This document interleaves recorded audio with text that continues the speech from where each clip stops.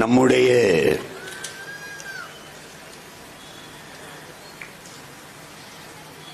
வீர பெரும் பாட்டன்கள் மானமறவர்கள்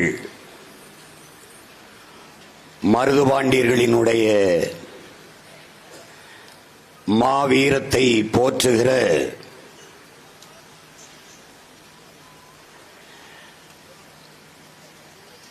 மாபெரும் பொதுக்கூட்டம்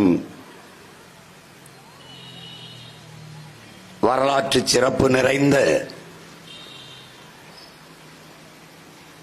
இந்த திருவெரும்பூர் மண்ணிலே நடந்து கொண்டிருக்கிறது. உணர்வு எழுச்சியோடு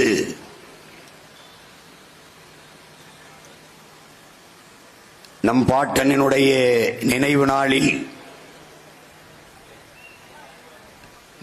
தமிழ் மக்கள் அவர்களுக்கு வீர வணக்கத்தை செலுத்துவதற்கு கூடியிருக்கிற என் உயிர் சொந்தங்கள் அனைவருக்கும் என்னுடைய அன்பு வணக்கம். நம்முடைய வீர பெரும்பாட்டன்கள் மருதுபாண்டியர்களுக்கு என்னுடைய வீர வணக்கம்.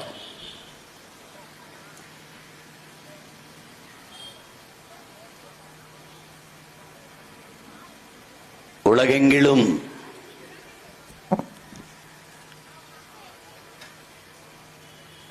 வரலாற்றின் பக்கங்களை நிறைத்திருப்பது வீரம் மட்டுமே. வரலாற்றில் எப்போதுமே வீரர்களுக்கு மட்டும்தான் இடம் உண்டு. அடிமைகளுக்கு கூட வரலாற்றில் இடம் இருந்திருக்கிறது. ஏன் ஏழைகளுக்கு கூட வரலாற்றில் இடம் இருந்திருக்கிறது. கோழைகளுக்கு ஒருபோதும் வரலாற்றில் இடம் இருந்தது இல்லை.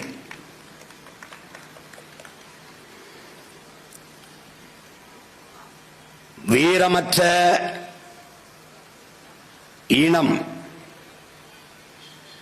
வீரர்களை பெற்றிருக்காத நிலம் உலகெங்கிலும் அடிமைப்பட்டுத்தான் வாழ்ந்தழிந்திருக்கிறது. அப்படி அடிமைப்பட்டு சிதைந்து என் இனம் என் நிலம் அழிந்து போய்விடக் கூடாது என்பதற்காக ஒரு வீர வரலாற்றை எங்கள் தாய் நிலத்தை தன் ரத்தத்தால் எழுதிய மாபெரும் வீர மறவர்கள் எங்களுடைய பாட்டனார்கள் மருதுபாண்டியர்கள். அதனால் தான் ஒரே ரத்தம் அதே வீரம் என்று அந்த வீர மறவர்களின் புகழை நாங்கள் போற்றிக் கொண்டிருக்கிறோம்.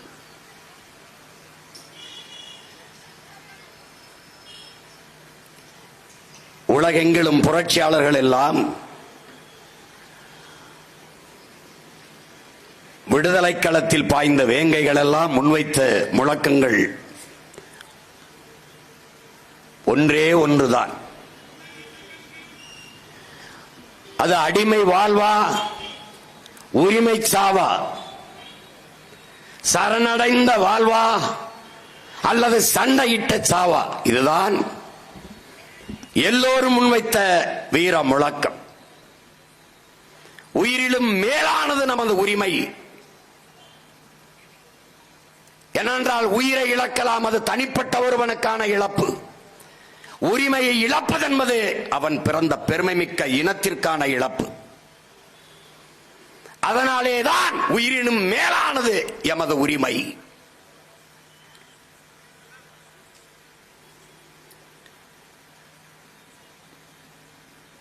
இங்கே மாவீரன் சுபாஷ் சந்திர போஸ் அவர்கள்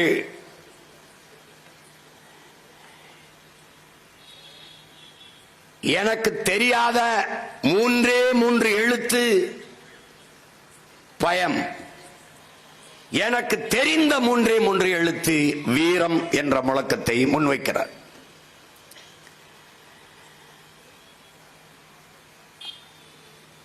அவருடைய நேர் வடிவாக இந்த நிலத்திலே நின்ற எங்களுடைய வீர திருமகன், தெய்வ திருமகன், எங்கள் தாத்தா பசுமன் முத்துராமலிங்க தேவர் அவர்கள் எனக்கு பதுங்க தெரியும், பாய தெரியும், ஒருபோதும் பயங்கொள்ள தெரியாது என்ற முழக்கத்தை முன்வைக்கிறார்கள். அதே வழியிலே வந்த எமது இன விடுதலைக்கு புரட்சிகர படையை கட்டி போராடிய வீரமறவன், எங்கள் உயிர் தலைவன் மேதகுவே பிரபாகரன் அவர்கள் அஞ்சுவதும் அடிபணிவதும் தமிழன் பரம்பரைக்கே கிடையாது என்ற முழக்கத்தை முன்வைக்கிறார். இது எல்லாவற்றுக்கும் முன்னவனாக எங்களுடைய வீரமறவர்கள், எங்களது பாட்டன்கள், மருதுபாண்டியர்கள், மரணம் என்பது மனித வாழ்வில் ஒரு முறைதான்,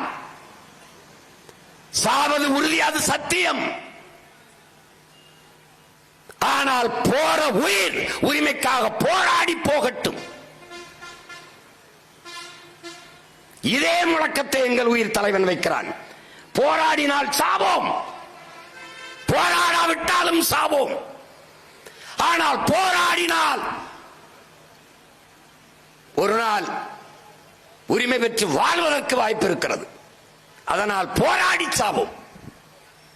போராடினாலும் சாவோம், போராடாவிட்டாலும் சாவோம்.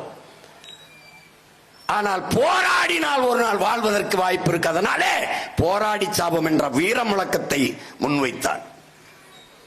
அப்படித்தான் அந்நியன் ஆதிக்கத்தின் கீழே என் அன்னை தமிழ் நிலம் அடிமைப்பட்டு விடுமோ என்ற அச்சத்திலே, என்னரும் மக்களே, அருமை வீரர்களே, வெகுண்டு திரண்டு வாருங்கள். சாவது ஒரு முறைதான், அது சாதாரணமாக இருக்கக்கூடாது, சரித்திரமாக இருக்க வேண்டும். அதனால் வாருங்கள். சூரியன் உள்ளளவும் சந்திரன் உள்ளளவும் உங்கள் பெயர் சரித்திரத்திலே நிலைத்திருக்கும். வாருங்கள், மண்ணின் விடுதலைக்காக போராடி மாளலாம் என்று வீர முழக்கத்தை இட்டவன் நம்முடைய வீர பெரும்பாட்டன்கள், மருதுபாண்டியர்கள் விட்ட நிலம் இந்த நிலம். அதனால்தான் அவன் பேரன் இந்த நிலத்திலே நின்றவனுக்கு இந்த வீர வணக்கத்தை பெருமிதத்தோடும் திமிரோடும் செலுத்திக் கொண்டிருக்கிறேன். உலகெங்கிலும் வீரம் ஏன் போற்றப்படுகிறது? ஏன்? யதார்த்த உலகிலே நாட்டின் முதலமைச்சர் வலிமைமிக்க அதிகாரத்தை கொண்டவர், நாட்டின் பிரதம அமைச்சர் வலிமைமிக்க அதிகாரத்தை கொண்டவர், நாட்டின் முதல் குடிமகன் பிரசிடென்ட் ஆஃப் இந்தியா ஜனாதிபதி வலிமைமிக்க அதிகாரத்தை கொண்டவர்கள். ஆனால் அவர்களுக்கு பாதுகாப்பு, அவர்கள் உயிரை பாதுகாப்பது பதவி அல்ல, வீரம் என்பதை என்னிலும் இளைய என் தம்பி தங்கைகள் புரிந்து கொள்ள வேண்டும். இசட்டு பிரிவு, ஒய் பிரிவு, பிளாக் கார்ட்ஸ் என்று வீரர்கள் சூற்றி ஆயுதத்தோடு நின்று உயர்ந்த பதவியில் இருப்பவர்கள் உயிரை பாதுகாக்க வேண்டிய தேவை இருக்கின்றார். நீ எந்த கொம்பனா இருந்தாலும் வீரன் தான் உன்னையே பாதுகாக்கிறார். அறிவில் சிறந்தவன் நம்முடைய ஐயா அப்துல் கலாம், அவருக்கும் வீரன் தான் பாதுகாப்பு. இந்தியாவிலே பெரும் பணக்காரன் அதானி, அம்பானி, நீ எந்த கொம்பாவும் இரு, ஆனால் உன் உயிரை பாதுகாக்க கருப்பு உடையில் கையில் ஆயுதத்தோடு வீரன் சுத்தி நிற்க வேண்டியதற்கு காரணம் வீரம்தான் பாதுகாப்பு. அறிவோ செல்வமோ பதவியோ புகழோ, பாதுகாப்பு வீரம். 150 கோடி மக்கள் எல்லையில் நிற்பவன் 15 லட்சம் ராணுவ வீரர்கள் மட்டும்தான். அந்த வீரர்களின் வீரத்திலே இந்த நிலம் பாதுகாப்பாக இருக்கிறது என்றால் வீரம். அதனாலேதான் உலகெங்கிலும் வீரம் போற்றப்படுகிறது. படத்திலே பாய்ந்து வாய்ந்து 100 பேர் 200 பேர் வந்தாலும் அடித்து வீழ்த்துகிற கதாநாயகர்கள் உங்கள் தளபதி கதாநாயகர்கள் கூட எனக்கு பாதுகாப்புக்கு இசட்டு பிரிவு கொடுங்கள்.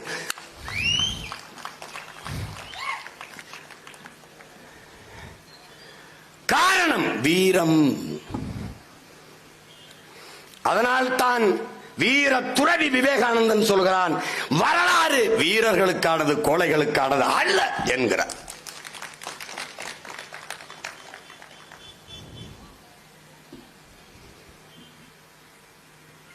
மருதுபாண்டியர்களை, எங்கள் முன்னவர்களை, எங்கள் பெருமைமிக்க பாட்டனார்களை புகழ்ந்து பேசுவது, அவர்கள் பெருமையை பாடுவது என்பது வாக்குக்காக அல்ல,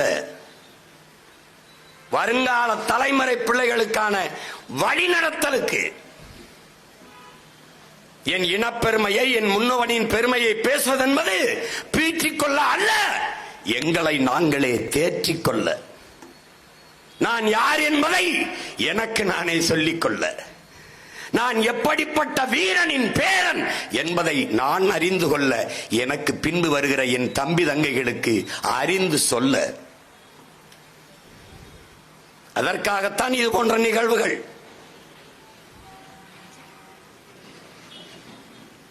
மருதுபாண்டி யார் என்றே தெரியாதவன் எனக்கு வாக்கு செலுத்தி என்னாக போகிறது?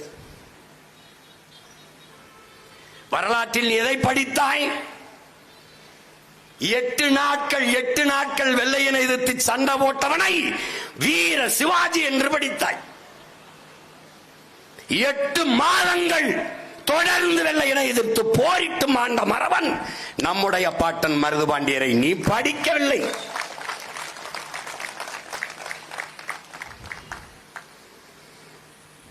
அவன் வரலாற்றில் நேர் முன்னத்தி ஏர் சீமான் என்கிற இந்த சிவகங்கையில் பிறந்த எளிய மகனுக்கு அவன் பாட்ட நேர் முன்னத்தி ஏர். எப்படி? இப்படித்தான் பிராமணர்கள், சத்திரியர்கள், வைசியர்கள், சூத்திரர்கள், முஸ்லிமான்கள் எல்லாம் பிளந்து பிரிந்து நின்றால் அடுத்தவன் அந்நியன் ஆட்சி எங்கே நிலவும்? அந்நியன் ஆட்சியிலே வாழ வேண்டிய அடிமை நிலை உருவாகும்.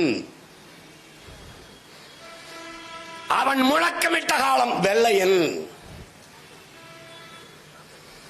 அவன் பேரன். அதே கோரிக்கை முன்வைக்கிறேன். படையாட்சி பறையர் தேவர் தேவேந்திரர் என்று தமிழ் பேரினத்தில் பெருத்த தமிழ் சமூகங்கள் பிளந்து பிரிந்து நின்றால் அடுத்தவன் ஆட்சியின் கீழே அடிமையாக வாழ நேரிடும். அவன் முழக்க வைத்தது வெள்ளையன், நான் முழக்க வைக்கிற காலம் கொள்ளையன் காலத்தில். அதனாலே மாமன்னர்கள் மருதுபாண்டியரும் அவன் மண்ணின் பிள்ளை சீமானும் ஒரே நேர்கோட்டில் நிற்கிறோம்.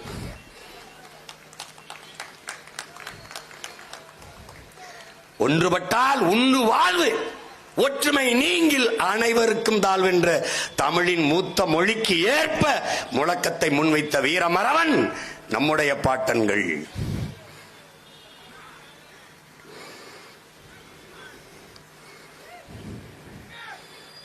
நன்று கவனிச்சுக்க. நீ உலகெங்கும் தத்துவம் என்ன உனக்கு கற்பிக்கிறது?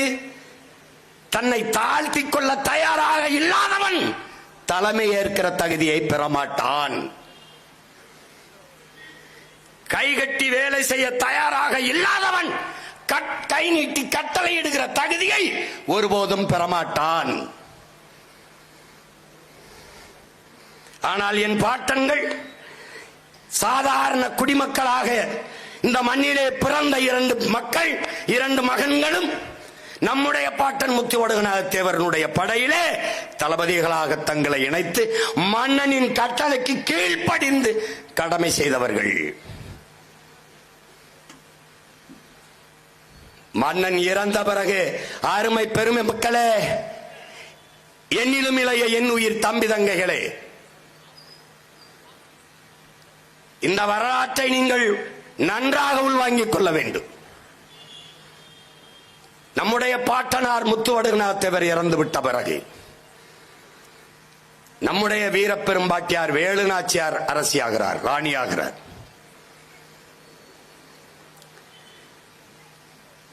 நம் பாட்டிக்கு கீழே படை தளபதிகளாக நின்றவர்கள் நம்முடைய பாட்டன்கள் மருதுபாண்டியர்கள். 200 ஆண்டுகளுக்கு முன்பே நன்கு சிந்தித்து பாருங்கள், ஒரு விதவை பெண் கைம்பெண்ணின் தலைமையின் கீழே வீர மறவர்கள் நாம் தளபதியாக நின்று சண்டை செய்வதா என்று எனது பாட்டன்கள் எண்ணவில்லை. நாங்கள் தான் பெண்ணிய உரிமையை பெற்றுக் கொடுத்தோம், நாங்கள் தான் பெண்களை மதிக்க கற்றுக் கொடுத்தோம் என்று பீத்து திரிகிற திராவிட பதர்களே, 200-250 ஆண்டுகளுக்கு முன்பே என்னுடைய வீர பெரும்பாட்டி வேலு நாச்சியாரின் படையிலே தளபதிகளாக நின்று அந்த வீர மாதாவை கட்டளை ஏற்று களத்திலே பாய்ந்த மறவர்கள் எங்கள் பாட்டன்கள் மருதிருவர்கள்.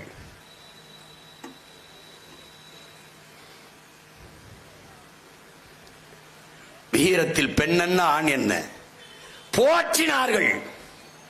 வீர மாதாவின் கட்டளைக்கு கைவிரல் அசைவுக்கு கண்ணசைவுக்கு களத்திலே பாய்ந்த வேங்கைகள் நம்முடைய பாட்டன்கள். பதவிக்காக சண்டையிட வரவில்லை, பதவிக்காக களத்திலே போகவில்லை, நம் பாட்டிக்காக உயிரை களத்திலே பலியிட களத்திலே நின்ற மறவர்கள் நம்முடைய பாட்டன்கள். கனவிலும் நினைத்து பார்த்திருக்க மாட்டார்கள் என் உடன் பிறந்தார்களே. ஒரு நாள் நம் வீர பெரும்பாட்டியார் இந்த தளபதி இருவரை சிவகங்கை மண்ணினுடைய மன்னர்களாக முடிசூட்டுவாள் என்று கனவிலும் நினைத்து பார்த்திருக்க மாட்டார்கள். பேரன்புமிக்க என் பெற்றோர்களே, என் உயிருக்கு நீ என் உடன் பிறந்தார்களே, இந்திய துணைக்கண்டத்தின் வரலாற்றிலே வெள்ளையனை எதிர்த்த போரிட்ட வீரர்களின் வரலாற்றிலே ஒரே ஒருவர் தான் வென்று மீண்டும் முடிசூடி இருக்கிறாள். நீ படிப்பது சான்சி ராணி லட்சுமி பாய். என் பாட்டி எங்களின் வீரமாதா வேலு நாச்சியார் பிறந்து இறந்து 85 ஆண்டுகள் கழித்துத்தான் உன்னுடைய லட்சுமி பாய் மணிக்கர்ணை என்கிற பெண்ணே பிறக்கிறாள். இள வயதில் திருமணமாகுவதால் லட்சுமி பாய். சான்சி மன்னன் அவன் நாட்டை ஆண்டவன் இறந்து போகிறான், இவள் ராணி ஆகிறாள், அதனால் சான்சி ராணி லட்சுமி பாய். என் அப்பத்தா செத்து 85 ஆண்டு கழித்து பிறக்கிறான். நீ வரலாற்றில் எப்படி படிக்கிறாய்?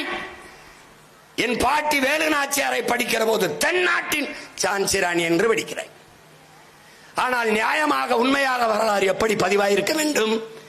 சான்சி ராணியை படிக்கும் போது வடநாட்டின் வேலு நாச்சியார் என்று எழுதியிருக்க வேண்டும்.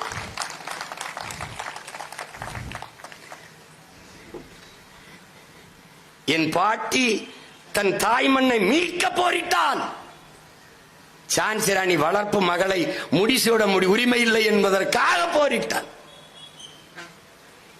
எப்படி இருக்கு? நீ வரலாற்றில் புறக்கணிக்கப்பட்டாய், நிராகரிக்கப்பட்டாய், மறக்கடிக்கப்பட்டாய். வரலாற்றில் தெளிவு பெறாத எந்த இனமும் எழுச்சியுற முடியாது. வரலாற்றை மறந்துவிட்ட இனம் சுடுகாட்டில் இறந்து கிடக்கிற பிணம் என்கிறான் ஹோசிமின். வரலாற்றை படிக்காதவன் ஒருபோதும் வரலாற்றை படைக்க முடியாது என்கிறார் அறிவாசான் அண்ணல் அம்பேத்கர்.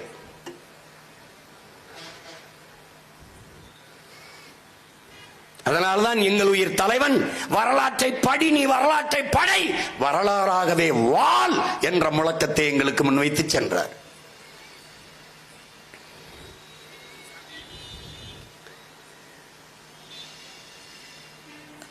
அப்ப எங்களுடைய வரலாறு என்ன?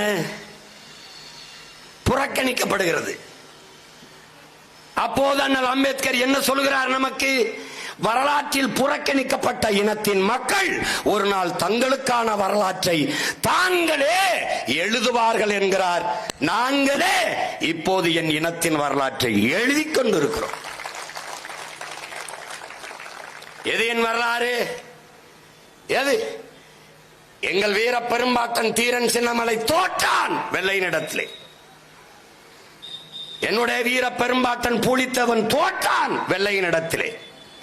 என்னுடைய வீர பெரும்பாட்டன் அழகுமுத்துக்கோன் தோற்றான் வெள்ளையனிடத்திலே. இன்னொரு பாட்டன் மன்னர் வீரபாண்டியன் தோற்றான் கட்டபொம்மன் வெள்ளையின் இடத்திலே. இந்திய நிலமுழமைக்கும் வெள்ளையனை எதிர்த்து போரிட்ட அத்தனை ஆண் மறவர்களும் தோற்றார்கள். ஆனால் ஒரே ஒரு நிலத்தில், ஒரே ஒரு களத்தில், நான் பிறந்த நிலத்தில் என்னுடைய பாட்டி வேலு நாச்சியார் மட்டும்தான் ஒரு வீர மங்கை மான மரத்தி, அவள் ஒருத்திதான் நேரடியாக களத்திலே வெள்ளையனை பொருத்தி வீழ்த்தி வென்று மறுபடி முடிசூடினார். இதுதான் இந்திய துணைக்கண்டத்தின் ஒப்பற்ற வரலாறு.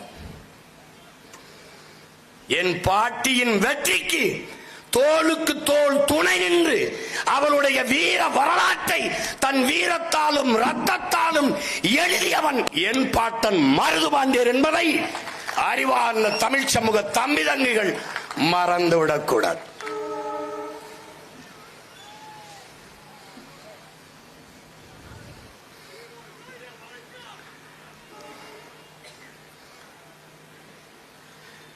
அவன் எப்படிப்பட்ட ஆட்சியை செய்திருப்பான்? மக்களால் ஒருவன் எவ்வளவு தூரம் நேசிக்கப்படுகிறான் என்பதை அதற்கு சான்றாக இருக்க முடியும். என் உடன் பிறந்தார்களே, குடிதழி கோலோச்சும் மாநில மன்னன் அடிதொலி நிற்கும் உலகு என்று வள்ளுவ பெரும்பாட்டனார் தந்திருக்கிறார். ஒரு மக்களின், ஒரு நாட்டின் குடிகளின் ஒரு பெற்ற தாய் தன் பிள்ளைக்கு எப்படி குறிப்பறிந்து உணவூட்டுவாளோ, இந்த நேரம் என் பிள்ளைக்கு பசிக்கும் என்று பாலூட்டி, இந்த நேரம் என் பிள்ளைக்கு உறக்கம் வேணும் என்று தொட்டிலிட்டு தாளாட்டி எப்படி பேணி பாதுகாத்து வளர்ப்பாளோ, அப்படி தன்னுடைய குடிகளுக்கு தேவை அறிந்து குறிப்பறிந்து சேவை செய்கிற ஒரு அமைச்சு, ஒரு மன்னன் இருப்பானே, ஆனால் அவனை உலகம் போற்றி தொழும் என்று சொல்கிறார்.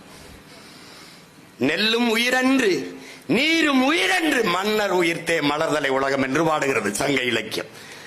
நெல்லுதான் உயிர், நீர்தான் உயிர், ஆனால் அது ரெண்டும் விட சிறப்பு சிறந்த மன்னனின் ஆட்சி அமைவதுங்கிறார். மன்னன் உயிர்த்தே மலர்தலை உலகம் என்பது. அப்படிப்பட்ட மன்னனாக என் மன்னன், என் பாட்டன் மருதிருவர்கள் இருந்தார்கள். சான்று ஊருக்குள்ளே நகர்வலம், சிற்றூருக்குள்ளே மாறு வேடத்திலே என் பாட்டன் மருதிருவர் இருவரும் மாறு வேடத்திலே காளையாறு கோயிலுக்கு தேர் கட்டுவதற்கு என் பேரன்பமிக்க பெற்றோர்கள் என் உடன் பிறந்தார்களே மரங்களை தேர்வு செய்து வெட்டி வருகிறார்கள். அப்படி இரண்டு அழகான வளர்ந்த மரங்களை, இந்த மரங்களை காளையாறு கோயில் தேருக்கு வெட்டுவது என்று முடிவு செய்து இந்த மரங்களை வெட்டுங்கள் என்று மன்னர்கள், மாறுவேடத்தின் மன்னர்கள் உத்தரவு பிறப்பிக்கிறார். இந்த மரங்களை காவலர்கள் வெட்டப் போகிற போது, ஏவலாளிகள் வெட்டப் போகிற போது, இரண்டு உயிர்கள் அப்பனும் மகளும் பாய்ந்து குறுக்கே வந்து தடுக்கிறார்கள். வெட்டாதீர்கள், மரத்தை வெட்டாதீர்கள், எங்களை வேண்டுமானாலும் வெட்டி கொள்ளுங்கள், இந்த மரத்தை மட்டும் வெட்டாதீர்கள், விட்டு விடுங்கள் என்கிறார்கள். மன்னர்களுக்கு கோபம் வருகிறது. பெரியவர் கேட்கிறார், வெள்ளை மருது, ஏன் இதை தடுக்கிறீர்கள்? என்னானது உங்களுக்கு? காளையாறு கோயிலுக்கு தேர் கட்டுவதற்கு நாங்கள் இந்த மரங்களை வெட்டப் போகிறோம், தடுக்காதீர்கள், வழிவிடுங்கள் என்று சொல்லுகிறார். நிற்பவர்கள் மன்னர்கள் என்ற அந்த குடிகளுக்கு தெரியாது, அப்பாவுக்கும் மகளுக்கும் தெரியாது.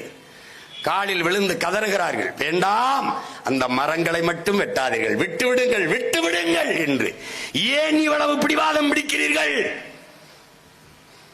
ஐயா, அது மரங்கள் அல்ல, எங்கள் மன்னர்கள், பெரிய மருது சின்ன மருது எங்கள் தெய்வங்கள் என்று பெரிய மருது சின்ன மருது என்று ரெண்டு மருத மரத்திற்கும் பெயர் வைத்து அந்த தந்தையும் மகனும் உயிராக நேசித்து வளர்த்த மரம்.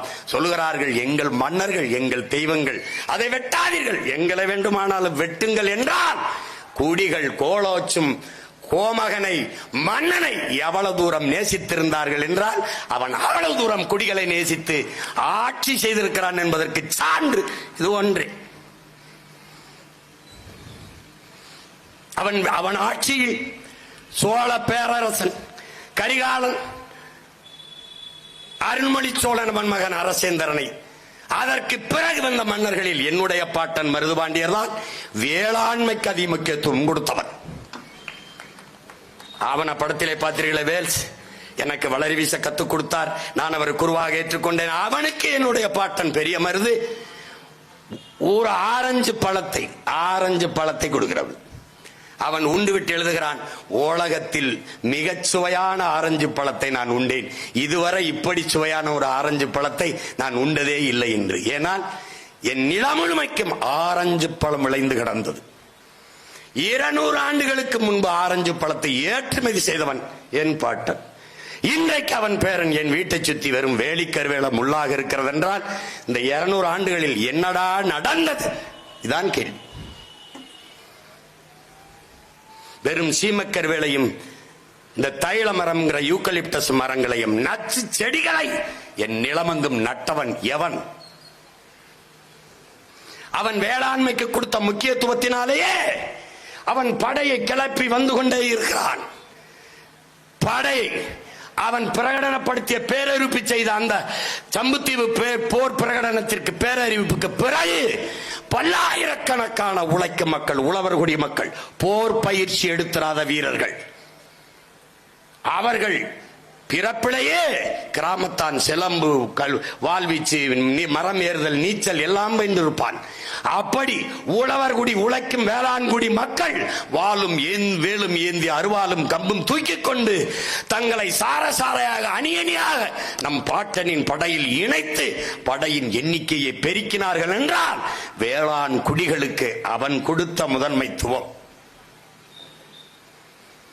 தலைகீழாக மாறி இருக்கிறது. இன்றைய அருமை உடன் பிறந்தார்களே, உழைக்கும் மக்கள் ரத்தத்தை வேர்வையாக சிந்தி உழைத்து அறுவடை செய்து உலக உயிர்களின் உயிர் தேவை, மானுட உயிர் தேவை, அடிப்படை தேவையான உணவுப் பொருள் நெல், அதை விளைய வைத்து கொடுத்தால் கொள்முதல் செய்து சேமிப்பு கிடங்கில் வைத்து பாதுகாக்க வக்கற்ற இந்த திராவிட திருடர்களின் அரசு தெருவிலே போட்டு முளைக்க வைக்கிறது என்றால்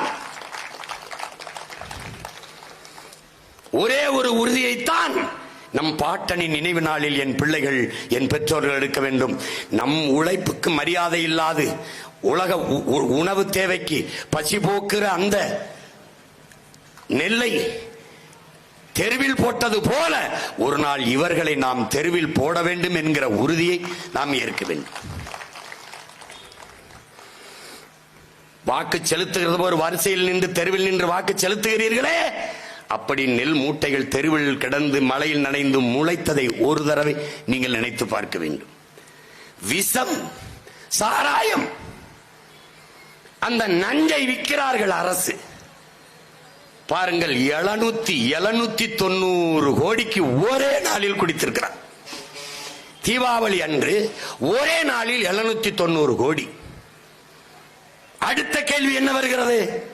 ஒரு நாளில் 290 கோடிக்கு குடிக்கிற அளவுக்கு பணம் வைத்திருப்பவனுக்கு எதற்காக இலவசம் என்ற கேள்வி வருமா? வராது.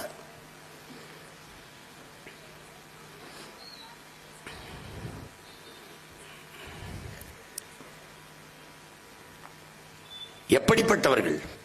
அந்த டாஸ்மார்க்கில் விற்கிற சரக்கை விலை உயர்ந்த கட்டிடங்களை கட்டி, அதிலே மதிப்புமிக்க கட்டிடங்களை கட்டி, அதிலே அடுக்கி, அதற்கு குளிரூட்டி வடை போட்டு, அதற்கு கண்காணிப்பு கருவிகளை பொருத்தி, வாயிலில் 2 காவலர்களை நிறுத்தி பாதுகாக்கிற அரசை நீங்கள் எத்தனை காலத்திற்கு பாதுகாக்கப் போகிறீர்கள்? என் அன்பு பெற்றோர்களே, என் உயிருக்கு நீ உடன் பிறந்தார்களே,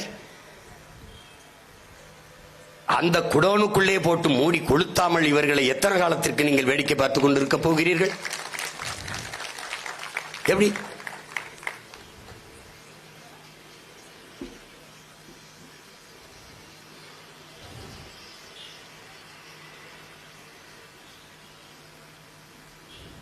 பரம்பரை வீரத்தை போற்றுவதால் வீரமிக்க, எழுச்சிமிக்க, போர்க்குணமிக்க ஒரு தலைமுறை உருவாகும். தமிழன் அடிமையானதற்கு பெருங்காரணமே போர்க்குணமற்றது. தன்னிடத்தில் இருப்பதை விட பிறரிடத்தில் இருப்பது உயர்ந்தது என்ற இழிவான சிந்தனை. சகித்துக் கொள்ள முடியாத அளவு கிடந்த திரைக்கவர்ச்சி, தன்னின பகை.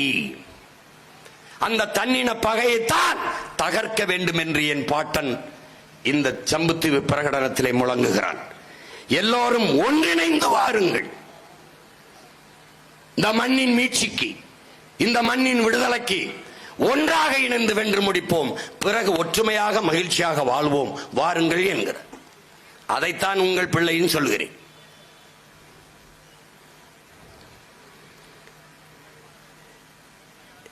நமது பாட்டனுக்கு இருக்கிற மரியாதை என்ன? 100-150 கோடியில் உலக புகழ்பெற்ற கடற்கரையிலே 2 ஏக்கரில் சமாதி கட்டி படுத்திருக்கிறார்கள் இவர்கள். அவர்கள் சாதனை என்ன? என்ன செய்தார்கள்? என்ன செய்தார்கள்? ஆனால் நம் பாட்டனின் ஆண்டுதோறும் நினைவிடத்தில் போய் வணக்கம் செலுத்துவது வழி வருகிறதே. ஒரு நெருக்கமான சந்திலே தூக்கில் விடுவதற்கு முன்பு நம்முடைய வீர பெரும்பாட்டன் பெரிய மருதவர்கள் என்னுடைய தலையை வெட்டி கொண்டு போய் காளையார் கோயிலுக்கு முன்பு அடக்கம் செய்யுங்கள் என்கிறார். அங்கே அடக்கம் செய்யப்பட்ட அந்த வீர மறவனின் தலை அடக்கம் செய்யப்பட்டிருக்க இடத்தில் தான் நாம் ஒவ்வொரு ஆண்டும் வணக்கம் செலுத்துகிறோம். ஒரு மரப்பாச்சி பொம்மை தண்டி ஒரு சிலைக்கு. இந்த ஆண்டு போகிற போது சிறைக்குள் கைதிகளை சந்திக்க போறது போல ஒடுக்கமான கம்பிகளை கட்டி ஒரு அடிமைகளை அழைத்து செல்வது போல ஒரு வீர மறவன் விதைக்கப்பட்ட இடத்தில் அவன் பிள்ளைகள் பேர பிள்ளைகள் பெருமிதத்தோடும் திமிரோடும் வழிபட போகிற ஒரு இடம் போல அது இருக்கிறதா? இல்லை. இந்த திராவிடர்கள் ஆட்சி நம்மை எவ்வளவு தூரம் இழிவுபடுத்தி புறந்தள்ளி அவமதிக்கிறது என்பதை மான தமிழ் மக்கள் புரிந்து கொள்ள வேண்டும். இதை போலதான் நம்முடைய தாத்தா தெய்வ திருமகன் நாளை மறுநாள் வணக்க நிகழ்வு நீ பார்ப்பாய்.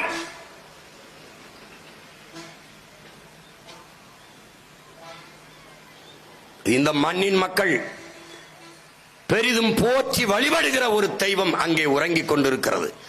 அந்த கோயிலில் சென்று வழிபடுகிற இடத்தில் எதற்கு எல்லா கட்சி கொடிகளும் நடப்படுகிறது? கட்சி மாநாடா அல்லது கட்சி கூட்டமா அல்லது தெய்வ வழிபாடா? மான தமிழ் மக்களே, இந்த கேள்வி உங்களுக்கு எழுமானால் நீங்கள் என்னுடன் பிறந்தவர்கள், ஒரே ரத்தம் அதே வீரம். எதற்காக கொடி? எல்லா கட்சி கொடிகளையும் எதற்காக அங்கே நடுகிறீர்கள்? ஆற்றிலே அழகர் பெருவிழாவில் நீங்கள் உங்கள் கட்சி கொடிகளை நடுவீர்களா? திருச்செந்தூரில் நடக்கிற அந்த முருகனுடைய திருவிழாவிற்கு நீங்கள் உங்கள் கட்சி கொடிகளை நடுவீர்களா? எதற்காக என் தாத்தனின் கோயிலே போய் நீங்கள் அவர் வழிபாட்டு தலத்திலே உங்கள் கட்சி கொடிகளை நடுகிறீர்கள்? உங்கள் கட்சி கூட்டமா? உங்கள் கட்சிகளின் மாநாடா? எதற்காக? எதற்காக? எவ்வளவு தூரம் அவமதிக்கிறார்கள் என்பதை அறிவார்ந்த தமிழ் சமூக பிள்ளைகள் சிந்திச்சு பார்க்கணும். முன்பு எப்போதும் இல்லாத வழக்கம். இரு பக்கமும் வாழை தாரோடு வாழை மரத்தை வெட்டி வெட்டி 10-20 ஏக்கர் நிலங்களில் இருந்து வெட்டி வெட்டி வந்து நட்டு வைக்கிறார்கள். கரும்பை, விலை உயர்ந்த உணவு பண்டத்தை, கரும்பை அடுக்கடுக்காக அப்படியே நட்டு வைக்கிறார்கள். யாரை வரவேற்க? யாரை வரவேற்க? இந்த அற்ப திருட்டு திராவிட பதர்களை வரவேற்க இந்த வாழையும் கரும்பும் நிற்கிறதா? நீ இந்த மண்ணின் உழவர் குடிக்கு கொடுக்கிற மதிப்பு இதுதானா? வேளாண்மையை, வேளாண் குடிமக்களை போற்றுவது இதுதானா? உன் உழைப்பை எப்படி வீதியிலே போடுகிறேன் பார் என்று காட்ட நினைக்கிறாயா? விரும்புகிறாயா? இந்த முறையும் பார், கடந்த முறை காணொலியில் பார். எல்லா கட்சி கொடிகளும் கீழே வாழை மரம், கீழே கரும்பு. வழிபட்டு திரும்புகிற போது என் மக்கள் அந்த வாழை தாரை பிப்பதும் கரும்புகளை அத்துக்கொண்டு போவதும் அவமானமாக இருக்கிறது. பார்க்க தன்மானமிக்க தமிழ் பிள்ளைகளின் நெஞ்சு பதறுகிறது.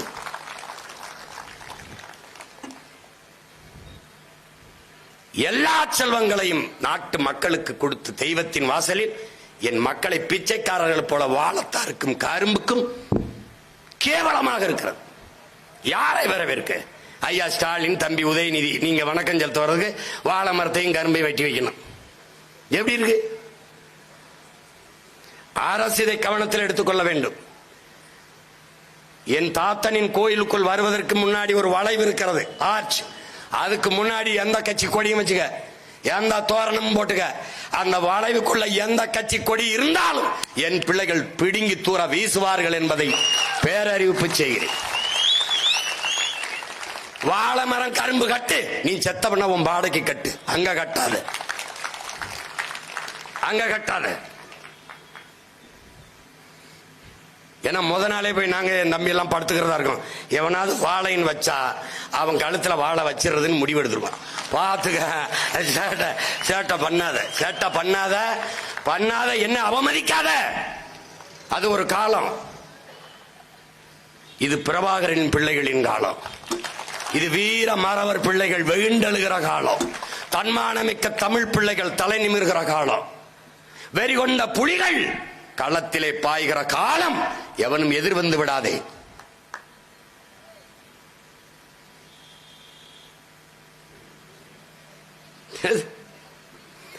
நம் பாட்டனும் பாட்டியும் நமது முன்னவர்கள், இங்கே வணக்கம் செலுத்திய நமது முன்னவர்கள், வீர பெரும்பாட்டன் தீரன், சிவத்தையா தம்பி, முத்துக்கருப்பத்தேவர், ஊமத்துறை, கேரள வர்மா, பழசிராஜா, அந்த தூந்தா ஜிவாக், அங்கே நம்முடைய வீர பெரும்பாட்டன் விருப்பாச்சி கோபால் நாயக்கர், அங்கே மயிலப்பன் சேர்வை, இவர்களெல்லாம் போரிட்ட காலம் இன்னும் அப்படியே இருக்கிறது.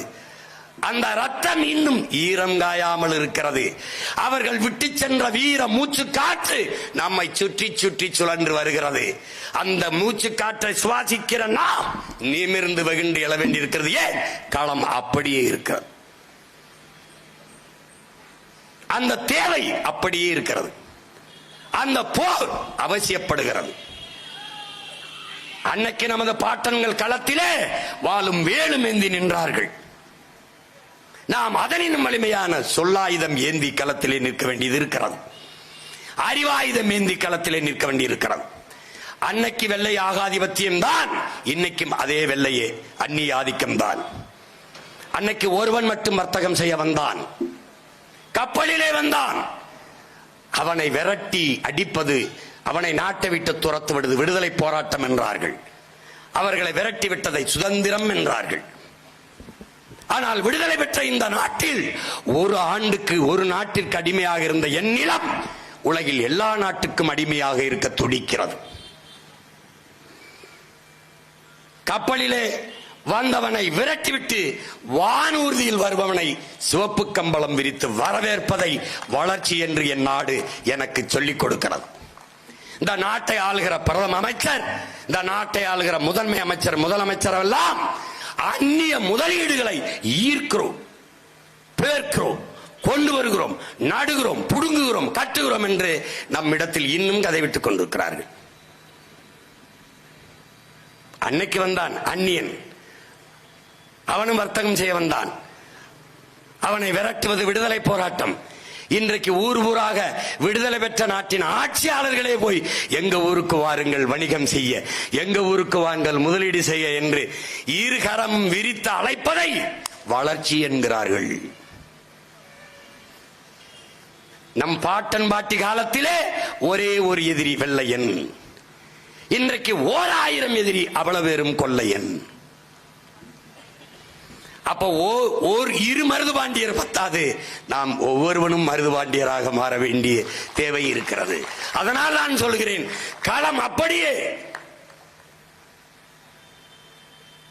தேவையும் அப்படியே. போர் அது ஆயுதம், இது அறிவாயுதம். அது கருவி, இது கருத்தியல் புரட்சி. நோக்கம் ஒன்றுதான், இனத்தின் விடுதலை. அன்னைக்கு ஒருவன், இன்னைக்கு பல பேர். கூட்டாண்மை நிறுவனங்கள், கூட்டிணைவு நிறுவனங்கள், கார்ப்பரேட் முதலாளிகள். கூட்டி வருபவன் யார்? இன்றைய ஆட்சியாளர். 9,000 கோடி முதலீடை கொண்டு வந்திருக்கிறோம் என்று அறிவார்ந்த தம்பி தங்கைகளே, இந்த நாட்டில் அமைச்சராக இருந்த, அதிகாரத்தில் இருந்த ஒவ்வொருவனும் பல லட்சக்கணக்கான கோடிகளை, பல லட்சக்கணக்கான கோடிகள், பல ஆயிரம் பல லட்சக்கணக்கான கோடிகளை வைத்திருக்கிறார்கள். ஆனால் 5,000, 10,000, 9,000 அந்நிய முதலாளிகளின் முதலீட்டை நாங்கள் கொண்டு வந்திருக்கிறோம் என்று ஒவ்வொரு முறையும் சொல்கிறார். வெளிநாட்டு முதலாளிகளுக்கு நம் தாய் நாட்டை கூறு போட்டு விற்பதை வளர்ச்சி என்று நமக்கு கற்பிக்கிறார்கள், காதுகளில் தேனூற்றுகிறார்கள்.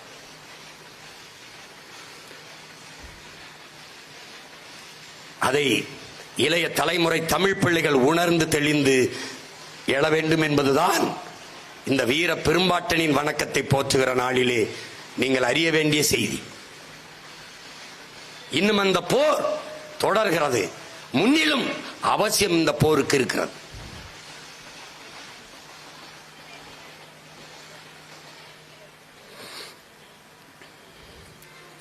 நாமும் நம்முடைய பாட்டனை போல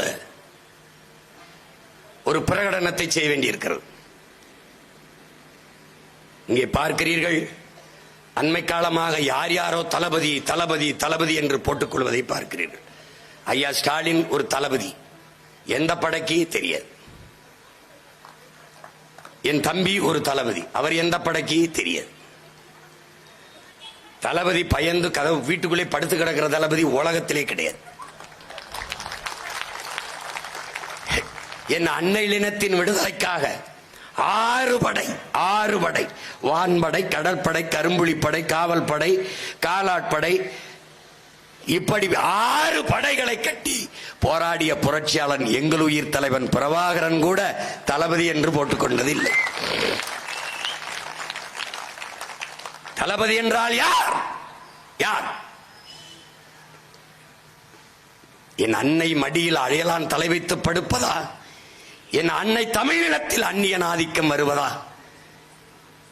என்று வேல் வேல் வெற்றி வேல் என்று போர் போர் என்று தினவெடுத்து தோள்கள் திரிந்த மறவர்கள் பிறந்த மண்ணிலே என் பாட்டன்கள் மருதிருவர்கள் எங்களின் வீர மாதா வீர பெரும்பாட்டி வேலு நாச்சியாரின் படையின் கீழே நின்று போரிட்டு நிலத்தை வென்றது. அந்த வரலாற்றில் என் பாட்டன்கள் தளபதி. தளபதி என்றால் அவர்கள் தளபதி. இன்னொரு வீர பெரும்பாட்டன் தீரன் சின்னமலைக்கு, பொல்லான், கருப்பன் சேர்வை, குணாளன் நாடார், இந்த 3 மாணவர்களும் வீரப்பாட்டன் தீரனுக்கு தோளுக்கு துணை நின்றார்கள் களத்திலே. அவர்கள் தளபதி. பாட்டன் கட்டபொம்மனுக்கு 2 தன்மானமிக்க தமிழ் தளபதிகள். ஒரு பாட்டன் வெள்ளையத்தேவன், இன்னொரு பாட்டன் சுந்தரலிங்க குடும்பனார். 2 பேரும் களத்திலே. தளபதி என்றால் எப்படி தளபதி? மன்னர் கட்டபொம்மர் வா சுந்தரலிங்கம் தலைமறைவாய் போயிருந்து போராடலாம், அரண்மனை விட்டு வெளியேறுவோம் என்று சொல்லுகிற போது நீங்கள் செல்லுங்கள், நான் வரவில்லை. வெள்ளையன் என்னையை தாண்டித்தான் இந்த கோட்டையை தொட முடியும், என்னையை தாண்டித்தான் இந்த கோட்டையை அவன் தொட முடியும், தொட வேண்டும் என்று ஒற்றை மகனாக கோட்டை வாசலில் நின்று 8 நாட்கள் வெள்ளைய ராணுவத்தை எதிர்த்து போரிட்டவன் நம்முடைய பாட்டன் சுந்தரலிங்க குடும்பனார். அவன் தளபதி. அவனுக்கு பேரு தளபதி. இன்னொரு வீர பெரும்பாட்டன், உன் துப்பாக்கி தோட்டாக்கள் என் ஆட்டு புழுக்கைக்கு சமம் என்று வீர முழக்கமிட்ட அழகு முத்துக்கோன் நம்முடைய பாட்டன். அவனுடைய படையிலே முத்தழகுக்கோன், முத்து இருளக்கோன், மயிலப்பக்கோன் என்று 6 படைத்தளபதிகள் என்றார்கள். அவன் தளபதி.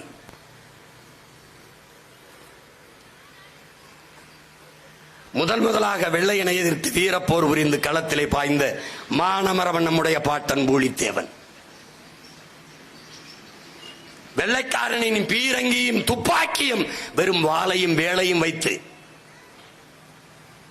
அடித்து விரட்டி புறமிதுகு காட்டி ஓட வைத்த வீரன் நம்முடைய பாட்டன் பூலித்தேவன் அவர்கள். அவனுடைய படையிலே வன்னி காலடியும் ஒண்டி வீரன் என்கிற பகடை நம் பாட்டன்கள் இருவரும் தளபதி. அவர்களுக்கு பேர் தளபதி. உளவாக்க செல்கிறார் ஒண்டி வீரன். அந்த எதிரி நாட்டு வீரர்கள் வெளியில் வருகிறார்கள், தன்னை கண்டுகொள்வார்கள் என்று என்ன செய்கிறார்? ஒரு வைக்கோல் கொள்ள போய் பதுங்கிக் கொள்கிறார். அந்த நேரம் அவன் வந்து குதிரையை கட்ட வந்தவன் என்ன செய்கிறான்? அந்த வைக்கோலுக்கு பக்கத்திலேயே ஒரு முளக்குச்சி அடிக்கிறான். இவர் மறைஞ்சு படுத்திருந்த இடத்திலே அவர் கை மேலேயே அந்த முளக்குச்சி அடிக்கிறார். அவரால் கத்தவும் முடியவில்லை, ஒன்றும் செய்யவில்லை. கத்தினால் கண்டுபிடித்து விடுவான், கழுத்தறுத்து விடுவான், வந்த வேலை கட்டு போகும். அந்த வலியை பொறுத்து கொண்டிருக்கிறான். யாருக்காக? என் பாட்டன் பூலித்தேவனுக்காக. அவன் போய்விட்டான், கையை எடுக்க முடியவில்லை, வாளை எடுத்தான், கையை மணிக்கொட்டோட வெட்டிவிட்டு மொட்டை கையோட போகிறான். இருட்டில போக வெளிச்சம் தெரியவில்லை. இந்த கையிலே துணியை சுத்தி அந்த துணியில எரிபொருளை கொட்டி தீப்பந்தம் போல ஏந்தி கொண்டு ஒற்றை கையிலே குதிரை ஓட்டிக்கொண்டு நம் பாட்டன் பூலித்தேவனுக்கு முன்பு போய் நிற்கிறான். அவன் வாழ்க்கையிலே அவனை பெற்ற தாய் தந்தை இறந்தது கூட அப்படி அளவில்லை. பூலித்தேவன், ஒண்டி வீரா உன் கையை இழந்து விட்டேனே என்று கதறி கதறி அழுகிறான். அவன் தளபதி, அவன் தளபதி. ஆற்காடு நவாப்பின் படையிலே இருந்தவன். பாட்டன் பூலித்தேவனை போரிட்டு தோற்கடிக்க வேண்டும் என்று வந்த தளபதிகள், இஸ்லாமிய தளபதிகள். முகமது மியான்சைன் என்கிறவரும் அந்த நபிகான் கட்டாக் என்கிற இரு தளபதிகளும் ஆற்காடு நவாப்பின் தளபதிகள். உலக வரலாற்றில் இது போன்ற ஏதாவது நடந்திருக்கா பாருங்க. முகமது மியாசன் என்பவரும் இந்த நபிகான் கட்டாக் என்பவரும் எந்த ஒரு மன்னனை யாரை போரிட்டு தோற்கடிக்க வந்தார்களோ போர்க்களத்தில் அவன் வீரத்தை பார்த்து உடனடியாக பூலித்தேவனின் வீரத்தை பாராட்டி அவன் படையிலே தளபதிகளாக தங்களை இணைத்துக் கொண்டவர்கள் இந்த இஸ்லாமிய பெருவீரர்கள். இவர்களுக்கு பேர் என்ன? தளபதி.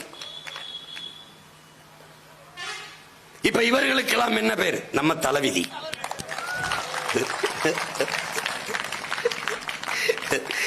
என்னடா செஞ்சீங்க தளபதி? எந்த படைக்குடா தளபதி? சொரி சரங்கு படைக்கு தளபதியாடா? கால கொடுமடா.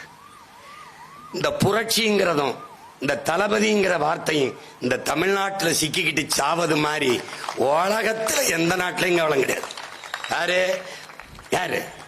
லெனினும் புரட்சியாளன், ஸ்டாலினும் புரட்சியாளன், எப்படி இருக்கு? மாசத்துங்கும் புரட்சியாளன், பிடல் காஸ்ட்ரோவும் புரட்சியாளன், சேகுவாராவும் புரட்சியாளன், ஹோசிமினும் புரட்சியாளன், சுபாஷ் சந்திர போஸும் புரட்சியாளன், பகத்சிங்கும் புரட்சியாளன், என் தலைவன் பிரபாகரனும் புரட்சியாளன், இந்த பதர்களும் புரட்சியாளன்.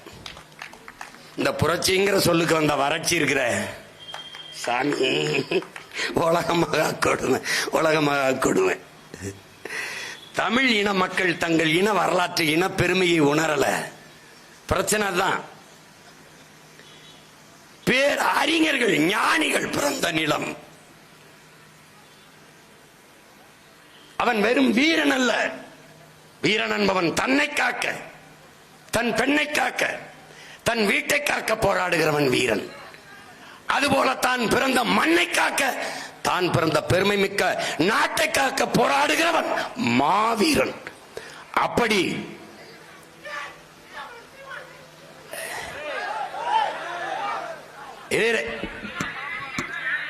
அமைதியா இருங்க பாப்பா.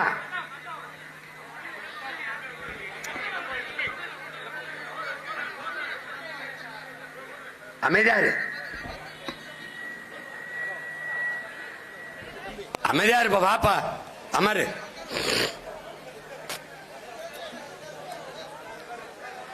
நீ அமைதியா இருப்பா.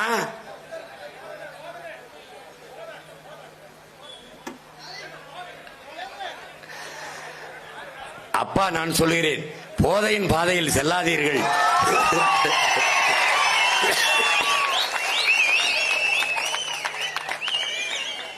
போதையின் பாதையில் செல்லாதீர்கள்.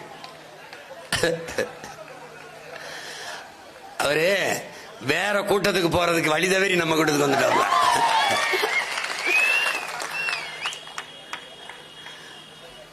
வாங்க அமருங்க தம்பி.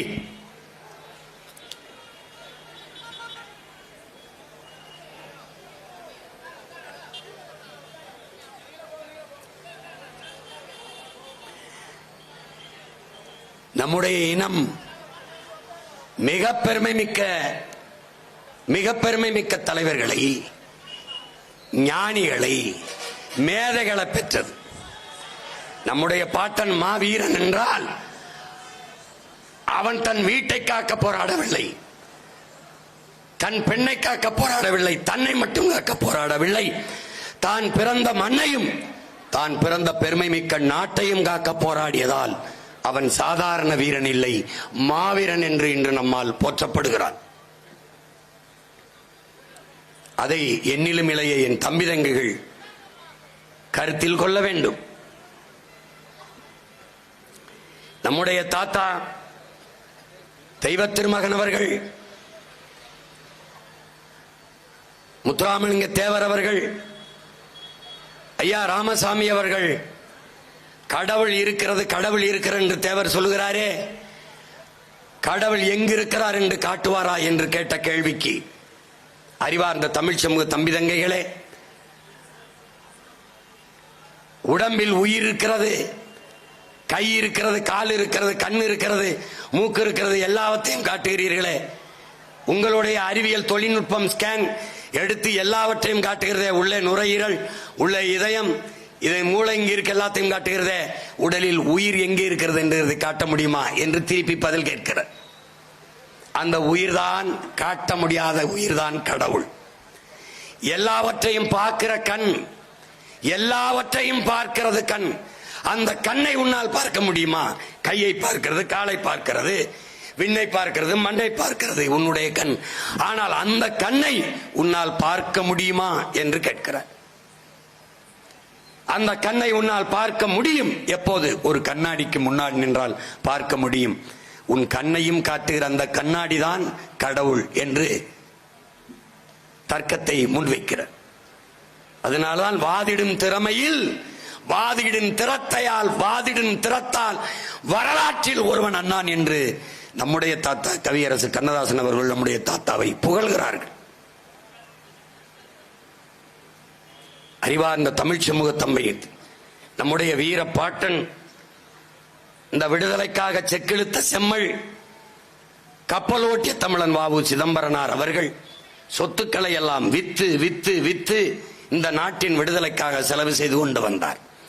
அதே காலத்தில் நம்முடைய ஐயா ராமசாமி அவர்கள் சொத்துக்களை எல்லாம் சேர்த்து சேர்த்து கொண்டே வந்தார். இவரை எவ்வளவு தூரம் போற்றுகிறார்கள் நம்முடைய பாட்டன் வாவு சிதம்பரனாரை எவ்வளவு தூரம் இந்த சமூகம் போற்றுகிறது என்பதை நீங்கள் பாருங்கள். அவன் போராடி பெறாத விடுதலை இல்லையா? நீங்களும் நானும் சுதந்திர காற்றை சுவாசித்துக் கொண்டு உலவுகிறோம். இது சுதந்திரமா இல்லையா என்பது வேறு. நம்முடைய தாத்தா தெய்வ திருமகன் அவர்கள் நாம் பெற்றிருக்கிற சுதந்திரம் என்பது நிறத்தில் தான் தங்கம், தரத்தில் இல்லை என்று சொல்கிறார்கள்.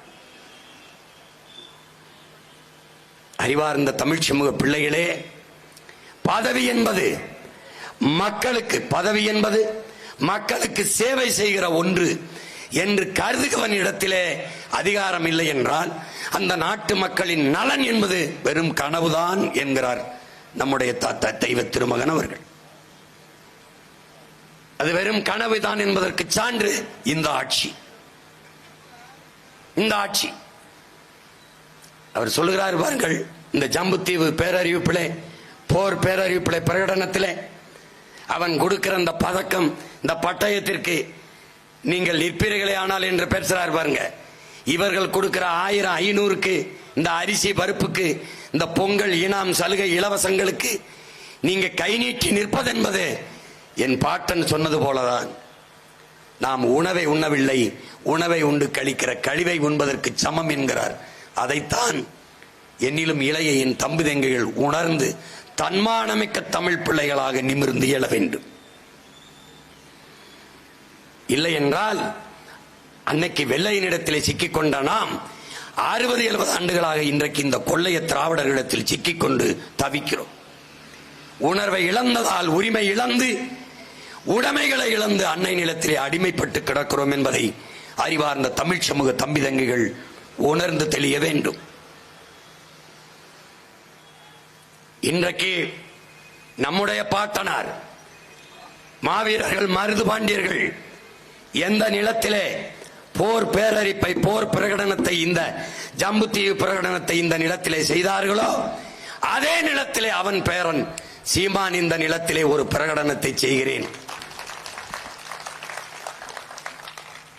பிப்ரவரி 7ஆம் தேதி இதே நிலத்தில், நம் பாட்டன் நின்று உலாவிய நிலத்தில், அவன் கால்பட்ட களத்தில், அவன் மூச்சு காற்று சுற்றி சுழல்கிற இந்த நிலத்தில் மாபெரும் மாநாடு, மாற்றத்தை விரும்பும் மக்களின் மாநாட்டை நடத்துகிறோம்.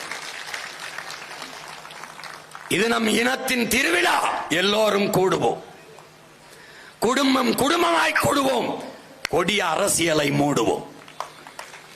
இது கொள்கை மறவர்களின் கூட்டம், கொள்ளையர்கள் எடுக்க வேண்டும் ஓட்டம் என்கிற முழக்கத்தை முன்வைத்து கூடுவோம். ஒருவர் 10ஆக இல்லை, 100ஆக கூடுவோம். அறிவார்ந்த தமிழ் சமூக தம்பி தங்கைகளே, பேரெழுச்சியாக திரள்வோம், திரள்வோம், திரள்வோம். தீந்தமிழ் இனத்தீரே, பகை மிரள திரள்வோம் திருச்சியிலே. இந்த திராவிட அரசியலை தீயிட்டு கொளுத்த, தீய ஆட்சி முறை ஒழிய தூய ஆட்சி முறை மலர, கேடுகட்ட பணநாயகம் ஒழிய மாண்புமிக்க ஜனநாயகம் மலர, தன்மானமிக்க தமிழ் மக்கள் திருச்சியிலே திரண்டு கூடுவோம். உங்களுக்கு ஒரு அறிவிப்பு தான். உங்கள் பிள்ளை, உங்கள் உடன் பிறந்தவன். எங்களுக்கு எல்லாமே பெரியார் என்பவர்கள் வேறு பக்கம். என்னுடைய வீர பெரும்பாட்டன் எவன் உடம்பிலே ஆங்கிலேய இரத்த கலப்பு இல்லையோ அவன் என்னோட வா என்ற பெருமுழக்கத்தை முன்வைத்தார். எவனுக்கு ஐரோப்பிய ரத்தம் ஓடவில்லையோ அவன் என்னோடு வா என்றார். அதை போலவே உங்கள் பிள்ளையை சொல்லுகிறேன், இங்கே எல்லாமே எங்களுக்கு பெரியார். அந்த பக்கம் நில். என் இனத்தில் முன்னவர்கள் ஒவ்வொருவரும் எங்களுக்கு பெரியார் என்பவன் என்னோடு வா. ஊழல் லஞ்சம் அந்த பக்கம் போ, உண்மை நேர்மை இந்த பக்கம் வா. நாங்கள் திராவிடர்கள் அந்த பக்கம் நில். இல்லை, நாங்கள் தன்மானமிக்க தமிழ் பேரினத்தின் மக்கள் என் பக்கம் வா, என் பக்கம் வா. நன்றாக விளங்கிக்கொள். மும்மொழி கொள்கை இந்தியன் அந்த பக்கனில், இருமொழி கொள்கை திராவிடன் அந்த பக்கமில், எனக்கு கொள்கை மொழி தமிழ் என் பக்கம் வா. இலவசம் அந்த பக்கம் போ. இலவசம் பெற வேண்டிய ஏழ்மை வறுமை நிலையில் இல்லாது என் மக்களின் வாழ்க்கை தரத்தை உயர்த்துவோம் என்று எண்ணுபவன் என் பக்கம் வா. இந்த எண்ணம் ஓடுகிற தூய தமிழ் தாயின் மாரிலே பால் குடித்த நல்ல தமிழ் குருதி ஓடுகிற ஒவ்வொருவனும் தன்மானமிக்க தம்பி தங்கைகள் எல்லோரும் வீர பெரும்பாட்டன் மருதுவாண்டியரின் பேரன்பின் திரண்டுவா. அவன் வாழேந்தி வேளந்தினான். உன் பிள்ளை உன் உடன் பிறந்தவன். அதைவிட வலிமையான சொல்லேந்தி களத்திலே நிற்கிறேன். அவன் கருவி, நான் கருத்தியல் புரட்சி. அவன் ஆயுதம், நாம் அறிவாயுதம்.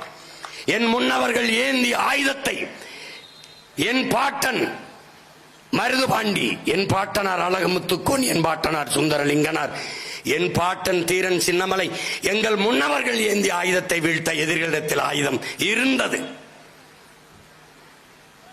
இந்த நிலத்திலே எங்கள் முன்னவன் தமிழரசன் எடுத்த ஆயுதத்தை வீழ்த்த இவர்களுக்கு ஆயுதம் இருந்தது. என் தாத்தன் கலியபெருமாள் தூக்கி ஆயுதத்தை வீழ்த்த இவனுக்கு ஆயுதம் இருந்தது. எங்கள் வீரப்பன் கையில் இருந்த ஆயுதத்தை வீழ்த்த இவனுக்கு ஆயுதம் இருந்தது. என் இனத்தின் விடுதலைக்கு புரட்சி செய்த மாபெரும் புரட்சியாளன் என் உயிர் தலைவன் தூக்கி ஆயுதத்தை வீழ்த்த இவனுக்கு ஆயுதம் இருந்தது. ஆனால் அவர்களின் பிள்ளை சீமானும் அவன் தங்கைகளும் தம்பிகளும் தூக்குகிற அறிவாயுதத்தை வீழ்த்த உலகத்தில் எவனிடத்திலும் ஆயுதம் இல்லை. நாங்கள் எடுத்து வைக்கிற கருத்தியல் கோட்பாட்டை களத்திலே சந்திக்கிற வீரன் இன்னும் இந்த நிலத்தில் பிறக்க இல்லை, பிறக்க போவதும் இல்லை. எங்களுடைய அறிவாயுதத்திற்கு முன்பு எவனுடைய ஆயுதமும் வலிமையற்றது. நாங்கள் வைக்கிற கருத்தியலுக்கு எதிர்கருத்தை தர்க்கத்தில் வைத்து வெல்ல ஒருவனும் இல்லை. அதனால் களமும் எங்களது, காலமும் எங்களது. அதனால்தான் 2026 படைப்போம் புதிய அரசியல் வரலாறு என்ற முழக்கத்தை. புரட்சி என்பது ஒரு தலைகீழ் மாற்றம். மாற்றம் என்பது மானுட தத்துவம். மாறாது என்ற சொல்லை தவிர மற்ற அனைத்தும் மாறிவிடும். நாங்கள் மாறுவோம், மாற்றுவோம். மாற்றம் என்பது சொல் அல்ல, செயல். அதனால்தான் இது மாற்றத்தை விரும்பும் மக்களின் மாநாடு என்று பிப்ரவரி 7ஆம் தேதி திருச்சியிலே நாங்கள் கூடுகிறோம். அந்த கூட்டத்திலே 234 வேட்பாளர்களையும் வீரமிக்க, உண்மையும் நேர்மையான, வலிமைமிக்க வீர விதைகளை இந்த களத்திலே பிரபாகரன் மகன் விதைக்கிறார். 117 பெண்கள், 117 ஆண்கள். அதிலே 100க்கும் மேற்பட்ட பிள்ளைகள், இளைய பிள்ளைகள், 25 வயதிலிருந்து 30 வயதுக்கு உட்பட்ட இளைய பிள்ளைகள். எங்களுக்கும் பின்னே இந்த இனமான போர்ப்படையை எழுச்சி வலிமை மிக்க படையாக வழிநடத்தக்கூடிய இளைய பிள்ளைகளிடத்திலே இந்த படை, இளையோர் கூட்டம் தலைமை ஏற்கும் படையே புரட்சி படை. அப்படிப்பட்ட படை நாங்கள் அறிவிக்க இருக்கிறோம். ஒடுக்கப்பட்ட நிராகரிக்கப்பட்ட தமிழ் சமூகங்களுக்கு களத்திலே வாய்ப்பு.